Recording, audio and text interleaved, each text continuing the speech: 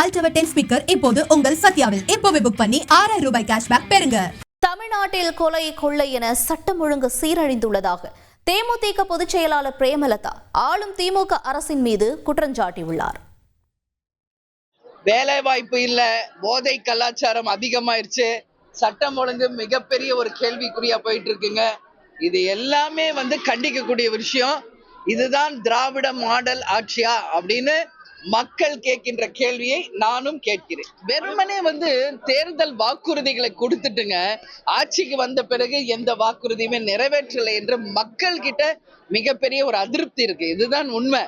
எங்கேயுமே ஒரு வறுமை கோட்டிற்கு கீழ் மக்கள் இன்னைக்கு அப்படியே தான் கஷ்டப்படுறவங்க கஷ்டப்பட்டுக்கிட்டு இருக்காங்க. ரேஷன்ல எந்த பொருளும் இல்லை, வேலை இல்லை, எல்லா பிரச்சனையும் இருக்குங்க. சமூக விரோதிகளை கைது செய்ய காவல்துறை தயாராக இருந்தாலும் ஆட்சியாளர்களின் தலையீட்டால் அவர்கள் தப்பி விடுகிறார்கள் என்று அதிமுக துணை பொதுச் செயலாளர் KP முனுசாமி குற்றஞ்சாட்டியுள்ளார். ஓசூரில் நடைபெற்ற அதிமுக செயல் வீரர்கள் கூட்டத்தில் பேசிய அவர் தமிழகத்தின் சட்டம் ஒழுங்கு நிலைமை குறித்து அதிருப்தி தெரிவித்துள்ளார். சமூக விரோத சக்திகளை அடையாளம் கண்டு அவர்களை கைது செய்ய வேண்டியது ஆட்சியாளர்களின் கடமை என்றும் கூறிய அவர் ஆட்சியாளர்களின் தலையீட்டால் சமூக விரோதிகள் தப்பி விடுகிறார்கள் என்றும் குற்றஞ்சாட்டினார். முந்தைய அதிமுக ஆட்சி காலங்களில் தவறுகள் செய்தவர்களுக்கு அதிமுகவின் தலைவர்கள் பாதுகாப்பு கொடுத்தால் அவர்கள் மீதும் நடவடிக்கை பாய்ந்தது என்றும் அவர் தெரிவித்தார். சோனி Ultra 10 ஸ்பீக்கர் இப்போது உங்கள் சத்யாவில் இப்போவே புக் பண்ணி 6000 ரூபாய் கேஷ்பேக் பெறுங்க.